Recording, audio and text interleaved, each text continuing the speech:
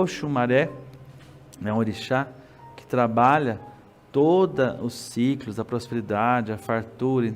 As pessoas confundem muito quando fala desse orixá, o brilho, a riqueza, né? E pensa logo no dinheiro, na prata, no ouro.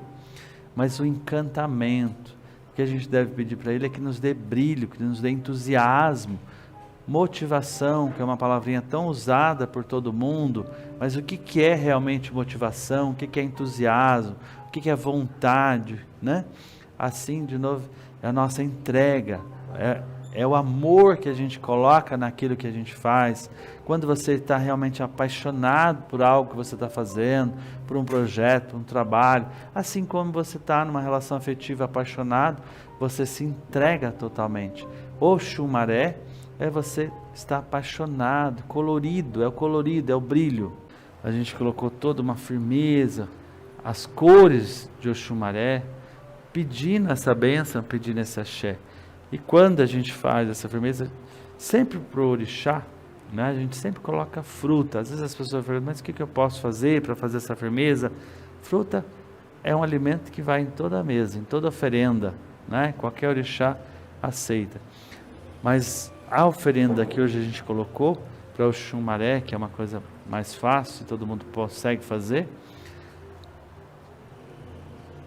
é a banana da terra e a batata doce. O Thiago está mostrando aí a vela. A gente sempre coloca a vela que simboliza o arco-íris, né? As 7 linhas da Umbanda. Mas, pai Elias, eu não tenho essa vela aqui em casa. Põe uma vela branca. Ah, eu não tenho vela. Coloca uma flor. Você pode colocar folhagem, próprio girassol, né? Simbolizando a cor amarela, porque a cor de Oxumaré, para a gente é sempre o verde e amarelo, né? A cor da mata, a cor da água, a cor do sol. E aí, essa oferenda é para trazer axé, trazer cura para todo mundo. São Bartolomeu foi um dos 12, né, escolhidos para representar o Evangelho, uns 12 evangelistas, muito pouco narrado, lembrado pelos próprios evangelistas, mas São Bartolomeu foi aquele que, quando ouviu o chamado, ele não titubeou, ele escutou o chamado do Cristo e ele assim seguiu. A história de São Bartolomeu é linda. Se você não conhece, vá estudar, vai buscar, e aí você que conhece todo o enredo dos orixás, conhece toda a mística e todas as lendas dos orixás, você vai ver o quanto a gente não pode ficar preso que o sincretismo é simplesmente porque era o santo, o orixá não tem nada a ver. São irradiações diferentes. Daqui, se não me engano, 2 semanas nós vamos fazer um saravá na energia da falange egípcia. Quando você fala do povo do Egito, os deuses do Egito, quando você busca mate, você está pensando em justiça. Então você pode estar nessa irradiação de Xangô. Quando você fala de Ra, você está pensando na energia do sol, a luz solar, que para os índios é Yanderu, é o Pai Maior, é o Grande Espírito. Para nós também Oxalá, figura de luz maior.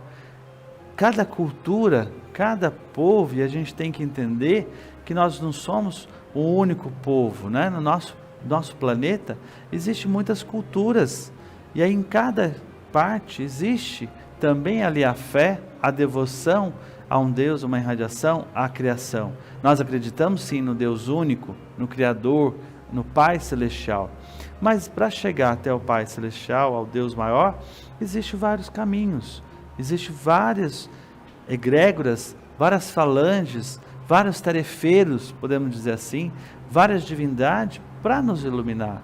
E São Bartolomeu, ele traz a mesma mensagem de Oxumaré, desde quando ele foi, né?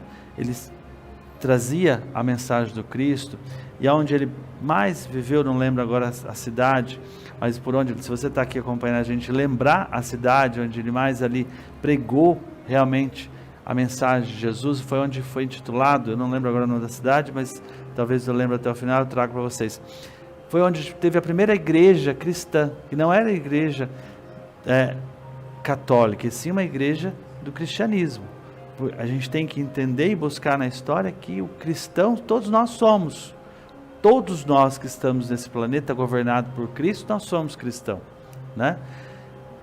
E São Bartolomeu foi aquele que mais se dedicou no sentido de, naquilo que ele acreditava, ele seguia piamente, não porque ele era fanático.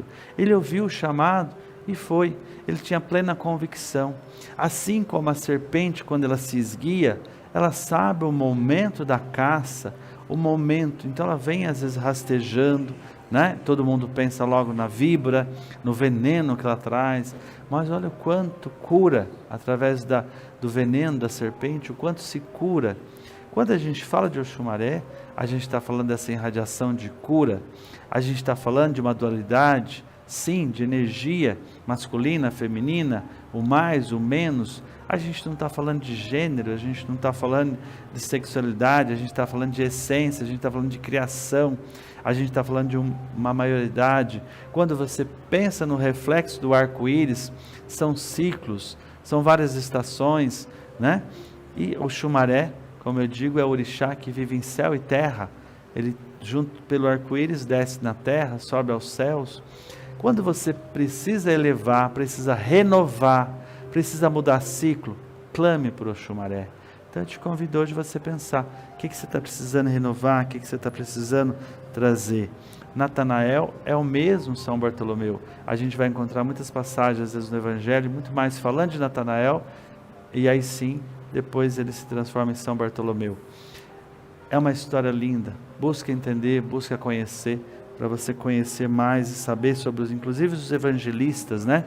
Se você busca a história de São Pedro, a história de São Jorge, que todos nós umbandistas falamos muito, principalmente em São Paulo, em São Jorge, né?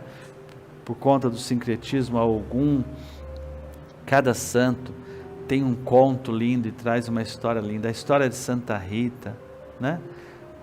E Oxumaré é esse orixá que traz essa irradiação. São Bartolomeu, só para finalizando nesse sentido, ele quando é preso, porque eles queriam que ele parasse de falar de Jesus, falar da mensagem do Cristo, né? Ele foi torturado, vamos dizer assim, laminado, foi tirado a pele de São Bartolomeu ao vivo, como se tira a pele de uma serpente, de uma cobra. Por isso talvez é uma das semelhanças, né? A pele da serpente, e ele foi tirado ali a sua pele ao vivo diante de todas as pessoas para que ele parasse de falar de Jesus, mas ele não parou, em nenhum momento ele deixou de mostrar a sua fé. Quando se termina o rito ali da desfolagem, o corpo dele meio que se desintegra, claro que tem todo o misticismo, as histórias, mas se desaparece, não se encontra o corpo dele, e aonde foi feito o rito, nasce um rio, nasce uma nascente de um riacho, brota com o passar do tempo ali um riacho, e surge num belo dia um arco-íris, nessa mesma nascente, onde ele foi desfolado vivo ali. Assim, quando a gente fala de Oxumaré, a gente lembra da serpente, a gente lembra do arco-íris. Então, quando a gente fala de sincretismo, é muito mais do que você simplesmente ligar o santo ao orixá. É preciso que a gente estude, é preciso que a gente entende. Por isso que na nossa casa a gente respeita bastante, né? E você pode, de repente, fazer esse sincretismo, então, o Ogum com Santo Antônio, com São Jorge, busca a essência, a história. A imagem do seu sete encruzilhada, quando a gente vê essa imagem, é um busto, né? As pessoas questionam, mas isso aí é uma imagem, você fica adorando imagem, adorando esses ritos, esses elementos, esses elementais, a oferenda. Quando a gente faz uma oferenda, na Umbanda, não é uma troca, não é uma berganha, é um elemento para você se conectar com o orixá, se conectar com as entidades. Então, quando você coloca essa vela, o teu inconsciente, o teu cérebro, a ancestralidade que está com você, é um ledo engano imaginar que a gente só está cercado de boas vibrações. Nós estamos nessa esfera terrestre. É muito comum as pessoas dizerem assim, a gente vai para o céu, a gente vai para o inferno. Isso é um pensamento católico, né? É um pensamento lá de trás. A gente pensar que nós vamos para tal lugar, para tal, a gente vai manter-se nessa vibração, na energia que nós vivemos hoje. Como é a energia onde você está? Tem gente boa, gente mais ou menos, gente equilibrada, gente elevada, né? Quantas pessoas, quando ela abre a boca, a gente se inspira e a gente bebe daquele conhecimento. Assim, quando você ouve uma música, uma canção, né? E aí você se transporta. Há pessoas que do nosso lado, elas nos iluminam, ela toca na gente, a gente fica contagiado. Há todo tipo de vibração. Esses elementos é também para as energias que estão com a gente, para os espíritos que nos circundeiam. Porque que hora você está triste, hora você está feliz, hora de repente do nada você muda seu padrão vibratório, e aí você facilita entrar numa frequência não necessária sua, né? Isso acontece durante todo o nosso cotidiano. Quando você usa esses elementos, é para você manter essa frequência. Então, quando você pensa no amarelo, pensa no verde, você está pensando nesse orixá, está pensando nessa radiação. O Xumaré é ensinar a gente a renovar, a viver os ciclos, a gente buscar, a entender que depois dessa noite vai vir um dia ensolarado amanhã, a entender que depois daquele sol escaldante, aquele calor, vai ter o frisor da noite para você se descansar. É a nossa caminhada, nosso dia a dia. Quando a gente busca o orixá, através da oferenda, através de um elemento que a gente coloca, a gente se conecta nesse padrão vibratório. E aí facilita o nosso chakra frontal, está ligado com a nossa meta cotidiana, e mais, o nosso chakra principal, todos os nossos chakras estão alinhados para a nossa missão espiritual. Qual que é a nossa agenda? Qual que é a nossa agenda espiritual? É isso que a gente precisa estar seguindo.